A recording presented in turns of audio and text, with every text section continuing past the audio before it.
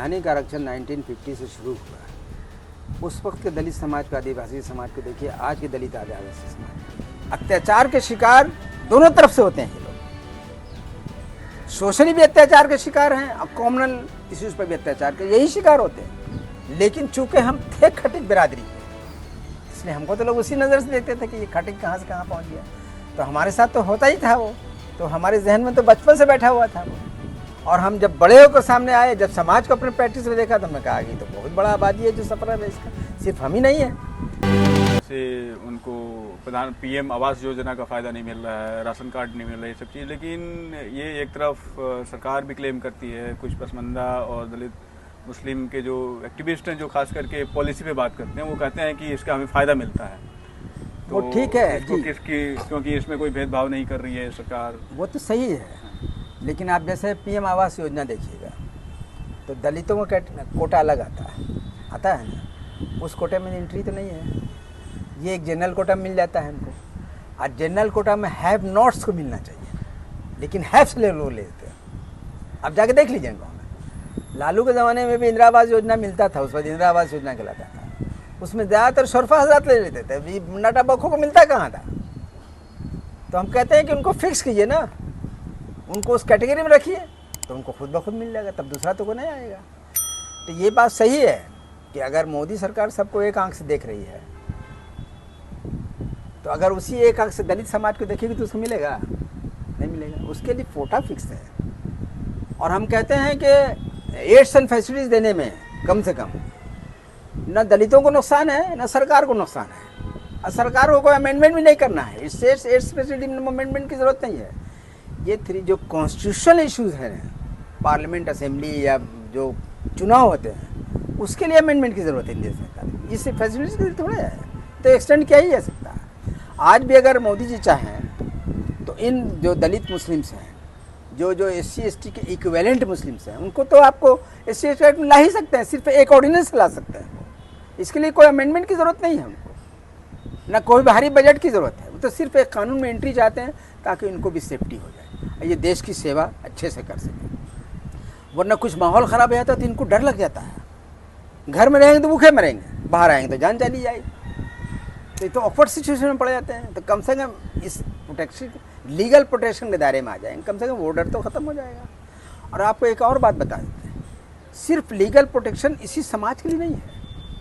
अगर इनको SC ST act में शामिल कर दिया गया तो देश से कॉमनल पॉलिटिक्स खत्म हो जाएगा, कॉमनल वायलेंसेस खत्म हो जाएंगे। SC ST एक्ट में जब से दलितों आदिवासियों को शामिल किया गया, प्रिवेंशन ऑफ एट्रॉसिटी एक्ट में, तब से देखा कि सोशल वायलेंस कम हो गया, और फिर उनके बढ़ने का रास्ता निकलने लगा, वो मेन स्ट्रीम आने लगे।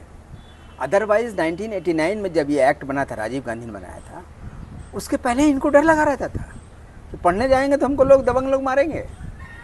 स्कूल बन जाता था लेकिन खाली पड़ा रहता था, नौकरी में भी आ जाते थे, IPS IAS बन जाते थे, लेकिन डिमोलाइज करके रखते थे लोग इनको। अब ज़रा डिमोलाइज करके देखते ना, तो एक रास्ता उनको मिला है कि जो उनको लगता था हमको छतरी नहीं है प्रोटेक्शन को, वो मिला तो ज़्यादा तरक्की की है। लेकिन आपकी इस बातों को कुछ जो खबरें बनती है कि IPS अधिकारी को घोड़े पर नहीं चढ़ने दिया गया आज के दौर में भी, तो यदि ये चीज़ें इतनी बदल जानी होती तो क्या ये सूरत हाल कहीं देखने को मिलता कि एक IPS अधिकारी को घोड़ी पे चढ़ने का नहीं चढ़ने दिया गया? देखिए आपको एग्जाम्पल देता है, बीच में, जबकि मैं इसलिए भी इसको एम्फसाइज करके बोल रहा था कि जिस समाज में निरंतर आंदोलन हो रहे हैं, दलित लोग, आदिवासी लोग अपने ब्राह्मणवाद के खिलाफ, जातिवाद के खिलाफ जो बोल रहे हैं, उनको इतने दिन हो गए ये संवैधानिक अधिकार मिले हुए, तो उनका नहीं रुक रहा है।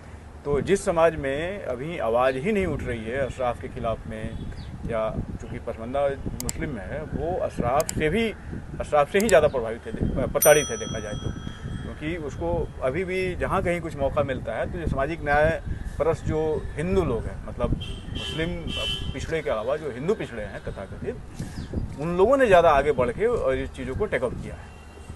तो आपको क्या लग रहा है कि केवल ये अधिकार दे देने मात्र से इनकी जो स्थिति है वो बदल जाएगी और अशराफ जो है इनको आगे आने देगा? देखिए, जब आरक्षण, जो संवैधानिक आरक्षण 1950 से शुरू हुआ, उस वक्त के दलित समाज को, आदिवासी समाज को देखिए, आज के दलित आदिवासी समाज को देखिए। बीच में जो SC ST एक्ट में डायलूशन किया था सुप्रीम कोर्ट ने, तो उस वक्त जो आंदोलन चला था हिला दिया था शेड्यूल कास्ट के लोगों ने। जिस समाज को लोग घर से निकलने में जिसको परेशानी थी उसने पूरे देश को हिला दिया था। इसको आप नहीं समझते। जिस समाज को कभी कुर्सी पर बैठने नहीं दिया गया उन्होंने अपना चीफ मिनिस्टर बना के दिखा दिया यूपी में, है कि नहीं चीज़। कल भी देखिए केजरीवाल की सरकार बनी है, इलाहाबाद को बनाया गया मिनिस्टर, दलित फेस है वो, क्यों? लेकिन मुसलमान में एक को बनाया गया, वो कौन फेस आप देख लीजिए उठा के। तो चेंज तो हुआ है बहुत। ये सब एक्सेप्शनल है, जो घोड़ी पर नहीं चढ़ने दिया गया, ये सर पर बैठ कर पेशाब कर दिया गया, ये एक्सेप्शनल है। लेकिन इसकी सज़ा भी देखिए क्या होती है। आज तो इस इश्यूज़ का ये असर है कि बड़े बड़े जो दबंग सोसाइटी में हुआ करते थे वो आजकल दलितों से देख के भागते हैं। भले ऐसी कुछ जगह नाजायज़ फ़ायदा भी लोग उठा लेते हैं, यही लोग उठा लेते हैं, लेकिन उन पर हाथ नहीं उठा सकते, उनके साथ में बदकलामी नहीं कर सकते, बदज़ुबानी नहीं कर सकते। ये तो असर है। लेकिन इधर देखिएगा तो क्या है, इधर कुछ भी नहीं है। अत्याचार के शिकार दोनों तरफ से होते हैं ये लोग। सोशली भी अत्याचार के शिकार हैं और कॉमनल इश्यूज पर भी अत्याचार के यही शिकार होते हैं। आप मॉब लिंचिंग अभी हुआ ना देश में, आप देख लीजिए कौन लोग मॉब लिंचिंग शिकार हुए, आप देख लीजिए, आप इसी समझ सकते हैं। तो कम से कम इनको अत्याचार निवारण एक्ट में शामिल कर दिया जाए तो एक बहुत बड़ा रिवॉल्यूशन हो जाएगा, ये चीज़ है। और अगर 341 में शामिल कर दिया जाए तो मोदी जी के लिए वो वरदान हो जाएगा एक तरह से। हम तो कह रहे हैं कि वरदान दे दो, सुप्रीम कोर्ट में मामला वरदान दिला दें। वो बड़े भाइयों को सम्मान दिलाया ना उन्होंने, अयोध्या का मामला हल करा के सामान्य, छोटे भाई को वरदान दिला दें। बड़े भाई छोटे भाई दोनों को एक साथ रहना है इस देश में। इसलिए हम ये कह रहे हैं मामला। अगर देखिए जो प्राइम मिनिस्टर हैं आज भी प्रो पुअर की बात करते हैं, विलेजेस की बात करते हैं, लेकिन जब तक कॉमनल इश्यूज नहीं हटेगा, कॉमनल पॉलिटिक्स नहीं हटेगा, तब तक वो नहीं कुछ कर पाएंगे। लौटा के फिर उनको वहीं पर जाना पड़ेगा जहाँ से आज तक ब्राह्मणवादी व्यवस्था लेके आया है सत्ता, वहीं पर जाना पड़ेगा। तो एक टर्न बोले हैं। अब देखिए अगर ये कॉमनल वायलेंस रुक गया, कॉमनल पॉलिटिक्स रुक गया, देश की स्थिति बदल जाएगी। हम अपनी समाज के साथ साथ देश को भी देख रहे हैं। हमारा देश बहुत बड़ा देश है, बहुत बड़ी आबादी है, बहुत बड़े रिसोर्सेज भी यहाँ हैं, लेकिन आज जो ग्लोबल लेवल पर देखिएगा तो हमारा देश कहाँ है। खाली बोल देने से थोड़ा हो जाएगा, करके दिखाइए। आज भी सिर्फ जो होता है ना कि पूजा में मिठाइयाँ बिकती हैं, सड़ा गला मिठाई भाई तबक लगा दिया जाता है, अच्छा मिठाई लग गया, वही हालत समाज का है। समाज की हालत ख़राब है, बड़ी आबादी की हालत ख़राब है, चाहे वो किसी कम्युनिटी के। ऊपर से तबक लगाया जाता है कि हम ये हो गए हैं तो हम फलां हो गए हैं तो हम टेका हो गए। इससे क्या होगा? खोखला रहेगा अंदर से तो आप कुंची बनिएगा। इसलिए मजबूत करने की ज़रूरत है। मजबूत करने के लिए आपको कॉमनल पॉलिटिक्स को ख़त्म करना पड़ेगा। आपको एक चीज़ इस पर रुकना चाहता हूँ, क्योंकि हम लोग जब सोशल साइंस में जो बड़े बड़े जो रिसर्चर्स हैं इस पर उन्होंने काम किया है कि किस तरीके से कम्युनलिज्म का सफाया किया जाए या उसके धार को कुंद किया जाए, तो सामाजिक न्याय को उन लोगों ने प्राथमिकता दी है कि जो तबका ज़्यादा कम्युनल या सोशल प्रॉब्लम से जूझ रहा है उसको जब प्रशासन और लॉ एंड ऑर्डर में जब उसको हिस्सेदारी मिलती है तो चीज़ें रुकती हैं। उन्होंने कंपेयर भी किया था उत्तर प्रदेश और बिहार के पॉलिटिक्स और वहाँ की सोसाइटी को लेके कि जब उत्तर प्रदेश में चूँकि पुलिस में, जुडिशरी में जो स्टेट रिस्पॉन्सिबल एजेंसियों के तहत जो बहालियाँ होती हैं, जैसे उत्तर प्रदेश लोक सेवा आयोग हो गया, तो उन लोगों ने बिहार लोक सेवा आयोग को उत्तर प्रदेश से कई गुना बेहतर माना, क्योंकि यहाँ पुलिस में भी मुस्लिम है, मतलब आरक्षण से जो पसमानदा मुस्लिम, पिछड़े मुस्लिम हैं वो हैं, और जो पुलिस ज्वाइन करता है वो दरोगा तक बन के रिटायर होता है। तो नीचे लेवल का जो चीज़ है वो यहाँ हैंडल कर लेता है।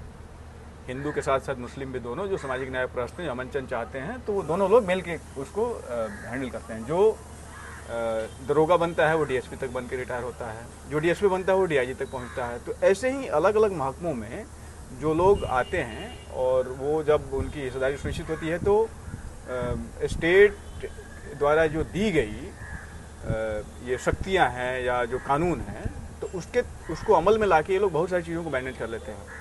तो आपको क्या लग रहा है कि इस तरीके की यदि प्रावधानों को भी लागू किया जाए तो कम्युनलिज्म को रोका जा सकता है? नहीं रुकेगा।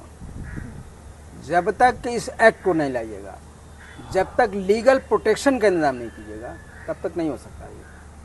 देखिए पहले दलितों के साथ कितना जुल्म था आज़ादी से। जब से ये 1989 में लॉ बना उसके देखिए जुल्म, सोशल वायलेंस कम हो गया। सोशल वायलेंस तो दो ही वायलेंस से तो मुल्क बर्बाद है, एक सोशल वायलेंस, दूसरा कम्युनल वायलेंस।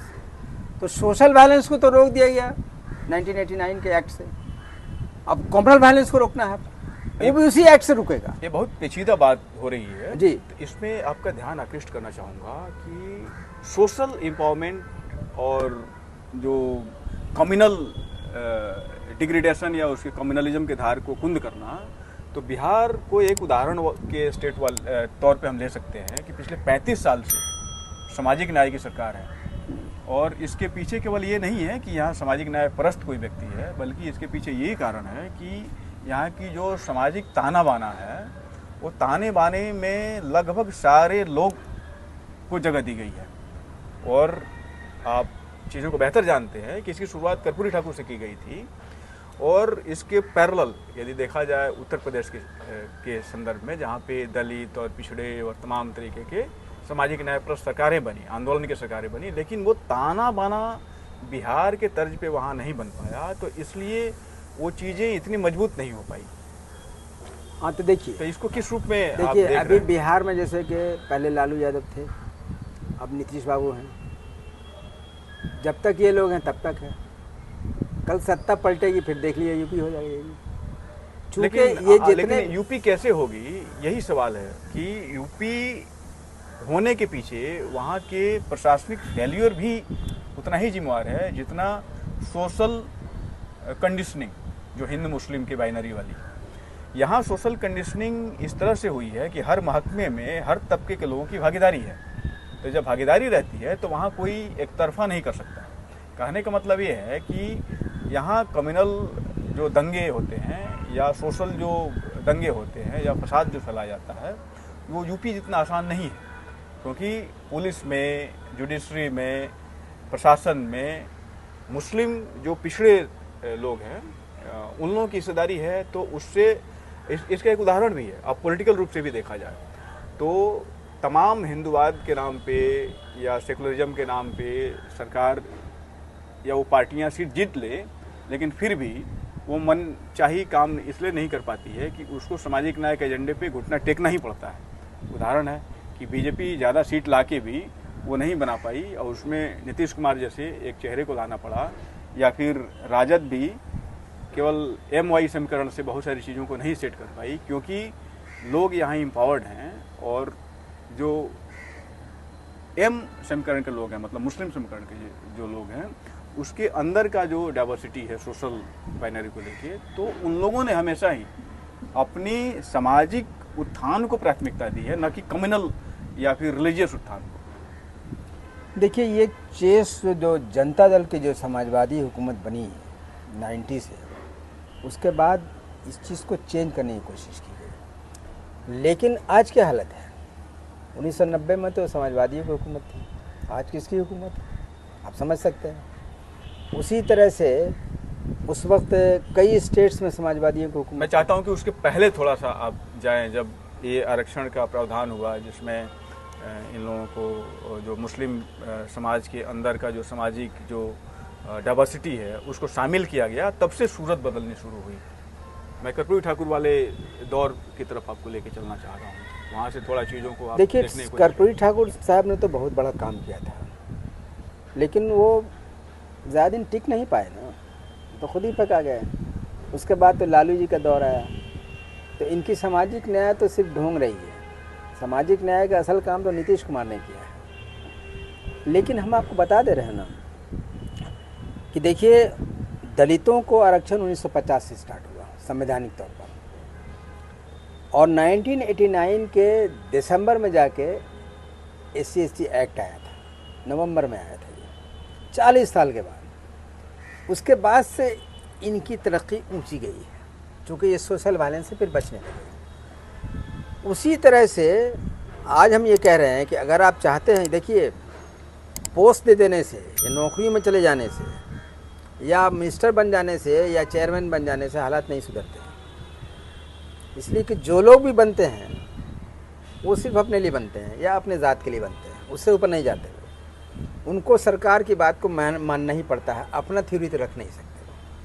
तो सरकार के साथ चलना पड़ता है, चाहे किसी की सरकार हो। नेहरू की सरकार तो नेहरू के साथ चलते थे, लालू की सरकार तो लालू के साथ चलते, मुलायम के साथ मुलायम के साथ चलते। आप समझते हैं कि उनके साथ चलने वाले कौन? वो तो मंडल कमीशन ने आके, पहले कर्पूरी जी के, तो कर्पूरी जी का तो एक स्टेट में था, मंडल कमीशन ने आके कुछ चेंज किया है। हम लोग भी समझिए खड़े हुए मंडल कमीशन के बाद ही खड़े हुए, जब एक चेंज हुआ लगा कि नहीं साहब ये होना चाहिए, उसके बावजूद ये सब मजहबी इश्यूज उठने लगे तो हम लोगों ने जो इशू चलाया, पोस्ट पर भी लोगों को बैठा दीजिएगा तो थोड़ा बहुत काम होगा। आज देखिए इतने सालों से यहाँ सोशल जस्टिस की मिनिस्ट्री है, मुसलमान लोग महसूस करते हैं कि जब तक ये हैं तब तक दंगे फसाद नहीं होंगे, कल ये नहीं रहेंगे तब। उसी तरह से मायावती जी और समाजवादियों का देश था वो उत्तर प्रदेश, आज तो नहीं उनका देश है। तो आप देख लीजिए क्या हालत है। लेकिन वहीं आपसे बात करना चाह रहा था मैं कि जब स्ट्रक्चरल चेंज की जब बात होती है, जिसमें तमाम सारे जो उसमें पद हैं या जो सिस्टम का एक स्ट्रक्चर है बेसिकली, उसमें जब तक लोग नहीं रहते हैं, वो बहुत बड़े बड़े लोगों ने जो काम किया है, इवन पुलिस में रहे हुए विभूति नारायण राय का नाम भी आपने सुना होगा, जहाँ से पूरे दंगे पे किताब लिखी और शहर में कर्फ्यू पे किताब लिखी इस तरीके से। तो वो एक नज़रिए से उन्होंने देखा है और उसमें बताया कि इस तरीके से जब दंगे होते हैं या किसी तरीके से कुछ पोलराइज किया जाता है तो एक तरफा हो जाता है, तो एक तरफा होता है तो फिर उसमें ओपिनियन बिल्ड नहीं हो पाती है, वो फिर अनभक्ति में तब्दील हो जाता है। हाँ, बिल्कुल। वो चीज़ें बिहार में नहीं हो सकती है, इसलिए नहीं हो सकती है कि इसमें दोनों तरफ के लोग जागरूक भी हैं, वो अधिकार को भी समझते हैं और अपने कर्तव्य को भी समझते हैं, और उसका जो पोस्ट वायलेंस जो रिजल्ट होता है उसको भी वो समझते हैं। इसको लेकिन देखिए, लेकिन हम ये महसूस किए हैं, देखिए अभी तक तो लालू और नीतीश कुमार का राज रहा है इस लोगों का एहसास, कल ये राज बदलेगा तो फिर देखिए स्टेट की क्या हालत होती है। इसलिए हम ये चाहते थे, देखिए जैसे कि अम्बेडकर साहब ने भी सोचा होगा कि हम इनको जो है तो बुनियादी शिक्षा और ये सब कर देंगे तो इनकी हालत हो जाएगी, ये मेन स्ट्रीम आ जाएंगे तो फिर इनके साथ वायलेंस नहीं होगा। लेकिन आखिर 90 में जाते 99 में क्यों एक्ट बनाया गया? इसी की जान रहे थे कि ज़बान से कहने से वायलेंस नहीं होने वाला, रुकने वाला, इसके लिए लॉ बनाना पड़ेगा। बाबू जगजीवन राम का बहुत बड़ा रोल था इसमें, उन्होंने बनवाया इस इश्यूज़ को। देखिए उस वक्त 1989 में राजीव गांधी के साथ 50 मुस्लिम MPs भी थे, उतना MPs तो आज तक नहीं हुए। अगर वो मूल खोल देते कि इसमें माइनॉरिटीज़ को भी शामिल कर दीजिए या कम से कम मेहनत कर तबके को शामिल कर दीजिए, तो आज देश की हालत दूसरी होती। बस वो शामिल कर देते, राजीव गांधी तो इतना मजबूर थे और किसी को मुखालफत भी नहीं होती। SC/ST एक्ट में माइनॉरिटीज़ का खास करके जो कमज़ोर तबके हैं इनको शामिल कर दिया जाए। इसके शेड्यूल कास्ट, शेड्यूल ट्राइब भी लोग इसके खिलाफ नहीं जाएंगे और सरकार भी इसको मानेगी, चूँकि उसका कोई खर्च भी नहीं है, कोई बजट नहीं, कोई अमेंडमेंट नहीं है, कर सकती है। लेकिन अगर 1989 में हो जाता हुआ तो आज ये हालत नहीं होती। आज तो हम डिपेंडेंट हैं कि किसकी सरकार है, आज हम डिपेंडेंट हैं किसकी सरकार है। देखिए मुस्लिम माइनॉरिटीज़ के जो कमज़ोर तबके हैं ये दरअसल आत्मनिर्भर तबका है, ये अपने से मिट्टी कोड़ के कमाना जानता है। छोटे छोटे मदरसे में अपने बच्चों को जहाँ तक होता है पढ़ा लेता है, उसके बाद रोज़ी रोटी घर जैसा है सलम बस्ती है जिसमें अपना रह लेता है। आज भी जाके देख लीजिए, इसको वो सब ख्वाहिश नहीं है। सरकार की तरफ तभी वो देखता है जब दंगे फसाद का सूरत हालत है, तनाव का, तब वो देखता है कि इसकी सरकार है। तो कम से कम जब इस पर आत्मनिर्भर है, प्रोटेक्शन के मामले में भी लॉ पर निर्भर हो जाए, सरकार पर निर्भर क्यों रहेगा? इसलिए हम चाहते हैं कि इस एक्ट में कम से कम शामिल कर दिया जाए ताकि ये मामला जो है, जो देश के समाज के साथ देश को भी नुकसान कर रहा है, वो जो है तो ख़त्म हो जाए। और हम समझते ये हैं कि चाहे किसी भी सरकार हो या कोई समाज के लोग, वो इस चीज़ को समझेंगे कि साहब कम से कम इसमें एक्ट में इनको शामिल कर दिया जाए ताकि कॉमनल वायलेंस, कॉमनल पॉलिटिक्स का इस देश से ख़त्म हो जाए। बड़े बड़े जो फिलोसफर, उनका भी कहा हुआ है कि जिस मुल्क के सियासत में कॉमनल इश्यूज घुस जाता है वो देश बहुत पीछे फेंकाया रहता है, वो तरक्की के रास्ते में बहुत बड़ा रोड़ा होता है। इसलिए हम उसको ख़त्म करना चाहते हैं। और जहाँ तक आपने अफसरों की बात की है, तो अफसर या ताना बाना जो भी बनता है सोशल बनता है। तो चूँकि ये एक धार्मिक देश है, इसमें ज़्यादातर लोग अनपढ़ हैं, जाहिल हैं, कमज़ोर हैं, तो आप जानते ही हैं कि अशिक्षित लोग और कमज़ोर लोगों पर धर्म का लिबादा तुरंत सवार हो जाता है, चाहे इधर के लोग हों चाहे उधर के लोग हों। तो ये लोग तो तुरंत यूज़ कर लेंगे ना। आज ने ताना बना है, कल यही सरकार बदल जाएगी। कल यूपी में क्या था, सोशल जस्टिस में चाहे तो मायावती जी थी चाहे मुलायम सिंह नहीं, लेकिन उसमें हिस्सेदारी नहीं था ना, तो हिस्सेदारी नहीं था तो चीज़ें बदली नहीं। वो असल में पॉलिटिकल रूप से केवल ऊपर ऊपर का जो आप तवस्सुर वाली जो बात कर रहे थे, केवल वैसा ही था। उसमें जो इंग्रेडिएंट्स हैं बेसिकली वो नहीं थे, तो इसलिए वो किसी ने बाहर झाड़ू लगाया वो एक साफ हो गया। वो चीज़ें बिहार में नहीं हो सकती। तो ज़्यादातर अभी भी बिहार में भी देखिएगा, हाँ। तो हम भी तो एक बैकवर्ड समाज के लोग, हमको एमपी बनाया था नीतीश कुमार से, हम क्यों बाहर कर दिए गए? इसलिए कि हमको कहिए है कि मंदिर मस्जिद हिंदू मुसलमान के लड़िए या हिंदुस्तान में, तो हम नहीं लड़ सकते। हम जब भी लड़ेंगे तो सोशल जस्टिस के लड़ेंगे। अगर इस मुल्क पर कोई कॉमनल इश्यूज को उठाता है तो हम उसके खिलाफ चले जाएंगे। तो इसमें आप ये बताइए सर, बहुत ही मार्की वाली बात आपने कही है, ये बहुत सारे लोगों के जहन में चलता है, इसका उन्हें जवाब नहीं मिल पाता है जी कि आपने कुछ ही दिन बाद आप इस्तीफा दे के और आप बाहर आ गए, और जो जिस ग्राउंड से आप उठ के वहाँ संसद पहुँचे थे उसी ग्राउंड पे आके आप निरंतर काम करने में लग गए। लेकिन आपके साथ एक और व्यक्ति वहाँ गए हुए थे जो कम्युनलिज्म तमाम तरीके के फसाद का विरोध भी करते हैं, लेकिन वो उसमें बने रहे। देखिए, बाबा साहब अम्बेडकर साहब ने दलित मुस्लिम मूवमेंट को चलाया, दलित इशू को चलाया था। उसके बाद तो कितने नेता आए दलित के नाम पर, बाबा साहब पर टक्कर ले सकते हैं? वो तो अपना फायदा देखेंगे बैठ के, है ना ये चीज़। तो बाबा साहब कहीं थे। उसी तरह से हमने दलित मुस्लिम इशू को पैदा किया है, ये हमारे दिमाग से पैदा की हुई चीज़ है। तो हमने तो 10 वर्ष तक ऑब्जर्व किया पहले समाज की क्या हालत है, तब ने इस इशू को उठाया। देश की क्या हालत है, कैसे लोग लीडरशिप कर रहे हैं, किसकी लीडरशिप ख़राब है, ये हमको अपने प्रोफेशन में ही मिला। फिर हमने समाज जाके देखा, और चूँकि हम खुद ही इस समाज के, हम बचपन से इस चीज़ों को झेलते रहे हैं कि किस तरह से नफरत की जाए। हम अपने क्लास के एक तेज़ स्टूडेंट थे, हम कभी सेकंड हुए ही नहीं आज तक अपने क्लासों में, फर्स्ट ही हुआ करते थे। चाहे हम अंजुमन स्कूल में पढ़े हुए हों, यतीम खाना के स्कूल में, चाहे जिला स्कूल में पढ़े हुए, चाहे हज़ारीबाग में पढ़े हों, या फिर साइंस कॉलेज आए, हम हमेशा ऊपर रहते थे, पढ़ने में तेज थे। लेकिन चूँकि हम थे खटिक बिरादरी के, इसलिए हमको तो लोग उसी नज़र से देखते थे कि ये खटिक कहाँ से कहाँ पहुँच गया। तो हमारे साथ तो होता ही था वो, तो हमारे जहन में तो बचपन से बैठा हुआ था वो। और हम जब बड़े होकर सामने आए, जब समाज को अपने प्रैक्टिस में देखा, तो हमने कहा कि तो बहुत बड़ा आबादी है जो सफ़र है इसका, सिर्फ हम ही नहीं है। तो हमने इस मूवमेंट को शुरू किया। तो जो मूवमेंट शुरू करता है ना, उसका जो इस इशू को जन्म देता है, उसका टक्कर लेने वाला दुनिया में कोई नहीं होता है। वो लोग आएंगे जाएंगे, लेकिन वो ज़हनियत जो लेके आया है वो नहीं गया। इस इशू में हमने अपना सब कुछ दिया, अपने कमाया वो धन दिया, यहाँ तक कि हम अपनी बीवी को खो दिया, हम नेग्लिजेंस के शिकार हो गए। बीवी बच्चे सब कैसे पढ़े हम नहीं जानते, वो सब तो बेगम ने हमारी पढ़ाया। हमारा अस्पताल किसने बनाया, कैसे मरीजों को रखा गया, हम तो बाहर रहते थे 3 दिन, सब हमारे बेगम ने किया। और उसके बाद हमारे बच्चे को वही पढ़ाए हुए जो आज सब डॉक्टर बन के आए। हम तो सब कुछ चले गए उसमें, आज अपनी बीवी को खो दिया। लेकिन अब इसका टक्कर तो दूसरा कोई नहीं ले सकता है। जो लोग भी आएंगे वो अपने स्वार्थ में आएंगे कि हमको चेयरमैन बना दो, हमको एमएलए बना दो, हमको एमएलसी बना दो। हम भी चाहते तो मुंह पर ताला लगा के हम 10 बरस तक रहते राज्यसभा में, हमरा क्या था। हमको तो नीतीश कुमार साहब घर से आगे ले गए थे। वो जानते थे कि जब 1994 में ही उनके पार्टी बनी थी, 94-95 में समता पार्टी, तो उस वक्त उन्होंने हमको बुलाया था, हमने कह दिया था, वो कहा कि मेरे साथ आ जाइए आप। तो हमने कहा था कि देखिए सर, हम एक इशू के साथ हैं, हम एक इशू खड़ा किया। आप समझिए कि 94 से मूवमेंट शुरू किया था, हम इशू खड़ा किया, हम तो इस इशू को पहले ऊपर ले जाएंगे। तो कभी हम आपके साथ नज़र आएंगे, कभी उनके साथ नज़र आएंगे, तो हम इशू के साथ रहेंगे। तो नेचुरल है कि हमको बड़ी सी बड़ी सीढ़ी को देखना पड़ेगा। कभी इनके कंधे पर सवार होकर इशू को ले जाएंगे, कभी उनके कंधे, जिनका देखेंगे कंधा बड़ा है उनके इशू कंधे पर हम सवार हो जाएंगे। इसलिए हमारे चक्कर में आप नहीं रहिए।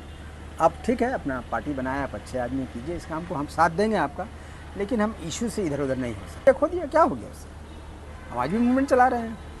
तो बेसिक चीज़ ये है कि जो इशू को पैदा करता है, अब जैसे महात्मा फूले थे, इशू को पैदा किया उन्होंने, आज भी हैं। बाबा साहब अम्बेडकर तो कहते थे कि वो मेरे गुरु हैं। बाबा साहब अम्बेडकर ने भी थ्योरी के सामने किया, तो बाबा साहब अम्बेडकर का कोई टक्कर ले सकता है, जो उन्होंने करके गया नहीं सकता। उसी तरह से कल तारीख बनेगी तो लोग लिखेंगे कि हाँ, किसी ज़माने में एक डॉक्टर पैदा हुआ था जो सर्जन था, लेकिन समाज में घुमा, इस इशू को ऊपर उठा के लाया। समाज की भी सर्जरी, बॉडी की सर्जरी के साथ साथ किया और उसने इसका हल भी निकाला, इसको निरोग बना दिया काया। आज सब लोग बोल रहे हैं, आज जितना बैकवर्ड के नाम पर तंजीमें बन रही हैं, हमको लगता है कि 1000 से ज़्यादा तंजीमें बन चुकी हैं, सबके ज़ुबान पर 341 है, जबकि कोई जानते ही नहीं थे। यहाँ तक कि हमारे ससुर जी जो स्पीकर साहब थे, गुलाम सरवर साहब, वो भी नहीं जानते थे। मोमिन कॉन्फ्रेंस के लोग भी नहीं जानते थे इसी को। कि दलित मुस्लिम क्या होता है, 341 क्या होता है, प्रेसिडेंशियल ऑर्डर क्या है, कौन कौन बिरादियाँ इससे बाहर हो गई, क्यों नहीं जानते। ये सब चीज़ तो हमारी बताई हुई चीज़ है, क्योंकि हमारे जहन ने पैदा किया, हम समाज में जाके देखा इन चीज़ों में। एक बात और आती है सर कि एक तरफ पसमानदा मुस्लिम की बात होती है, वो लोग कहते हैं कि पसमानदा जो आबादी है, मतलब पिछड़े जो मुसलमान हैं, वो दलित मुसलमान से उनकी संख्या ज़्यादा है। तो यदि पिछड़े के नाम पे यदि कुछ होता है, जिस तरीके से हिंदू में ओबीसी की संख्या ज़्यादा है और दलित की संख्या कम है, तो ठीक यही रेशियो को मान लिया जाता है कि पॉलिटिकल या सोशल मोबिलाइजेशन में असर पड़ता है। तो आप दलित मुस्लिम और पिछड़े मुस्लिम के बीच के जो उनके अपने अंतर संबंध हैं, सामाजिक रूप से भी और राजनीतिक रूप से भी, उसको कैसे देखते हैं, या फिर इस दोनों में आप अंतर कैसे कर पाते हैं? देखिए, बेसिकली क्या चीज़ है, मैंने आपको पहले ही बताया कि मुसलमानों की बड़ी आबादी वो दलित ओरिजिन की है। जो ट्राइबल एरिया हैं वहाँ पर आदिवासी ओरिजिन की है। कुछ अत्यंत पिछड़े जात के लोग हैं, उस ओरिजिन के भी लोग हैं।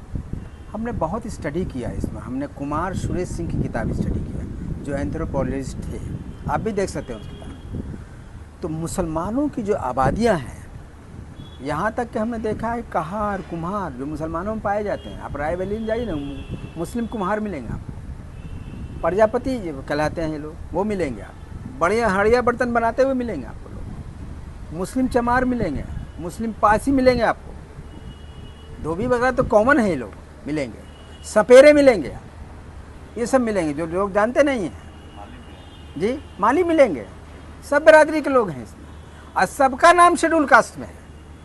तो हम ये नहीं कह रहे हैं, हम ये कह रहे हैं कि आप संविधान की धारा 341 के तहत जो शेड्यूल कास्ट का लिस्ट बना हुआ है, चाहे वो सेंट्रल हो चाहे स्टेट वाइज हो, उसमें जिन जातियों का नाम है उनको अगर 341 में लफ्ज़ मुस्लिम जोड़ देंगे, हिंदू सिख और बुद्धिस्ट के साथ जोड़ देंगे, तो इनको खुद ब खुद मिल जाएगा, आप जो हैं लिस्ट में आ जाएंगे।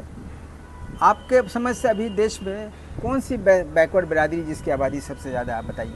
आपको भी तो कुछ लगता होगा किसकी आबादी ज़्यादा है, आपको लगता होगा ना, कौन मुस्लिम बिरादरी जिसकी आबादी ज़्यादा है। ऐसे सब बिरादरी कहती है कि मेरी ज़्यादा आबादी है, लेकिन आपको क्या लगता है, आप बताइए ना। आपका नाम, आपके ज़बान पर सबसे पहले अंसारी बिरादरी आएगी। अंसारी बिरादरी को जुलाहा कहा जाता था।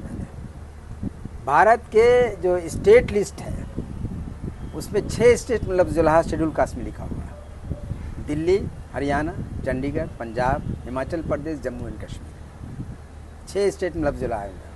कैसे लिख दिया गया, जब दलित ओरिजिन के हैं तभी लिखा गया है, ऐसे कैसे आ जाएगा। हिंदू जुलाहे को तो मिलता भी है, मिलता है, तो मुस्लिम जुलाहे तो ये है, हो गया एक चीज़। उसी तरह से आप 10 स्टेट में खटिक बिरादरी को मिलता है।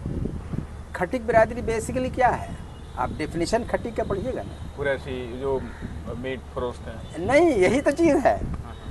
उसमें 2 ग्रुप के लोग मिलेंगे, एक वो जो वेजिटेबल सेलर्स हैं या फ्रूट सेलर्स हैं, वो भी खटिक ग्रुप में आते हैं। एक दूसरा ग्रुप है जो चीक का काम करता है, खस्सी उसी बनाता है ना। तो ये दोनों ग्रुप, चाहे सब्जी फरोश हो चाहे मीट फरोश हो, ये दोनों एक ही खटिक के सब ग्रुप्स हैं ये लोग।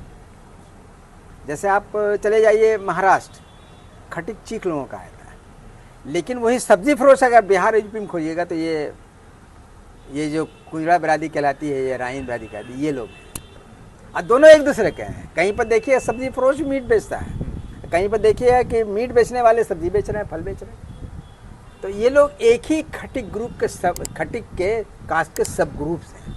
इनका नाम 10 स्टेट में शेड्यूल कास्ट है। उसी तरह से धोबियों का नाम है, भंगी का नाम है, हेला कहलाते हैं वो लोग। उसी तरह से मोची है, बयान, सबका नाम शेड्यूल कास्ट लिस्ट में। डफालियों का नाम मिल जाएगा, दर्जी का नाम मिल जाएगा, दर्जी नाम से नहीं मिलेगा, शिल्पकार के नाम से मिलेगा। जैसे धुना बिरादरी के लोग हैं, धुनिया बिरादरी के लोग हैं, ये महाराष्ट्र में चले जाइए बहना के नाम से मिलेगा, या उसके बाद कर्नाटक में जाइएगा धुना के नाम से मिलेगा, इधर आपको धुनिया के नाम से मिलेगा। तो बेसिकली ये सारे जो है ना एक ही शेड्यूल कास्ट ओरिजिन के ही लोग हैं। और बेसिकली आप देखिएगा जब उठा के हिस्ट्री, तो इनके एंसेस्टर तो दलित ही थे ना, वही लोग ना शोषण के शिकार थे और अछूत के शिकार थे और उसके बाद डिस्क्रिमिनेशन के शिकार थे। तो उन लोगों को लगा कि इस्लाम एक अच्छा मज़हब है, बराबरी दिखाता है, इस्लाम के दायरे में चले आए।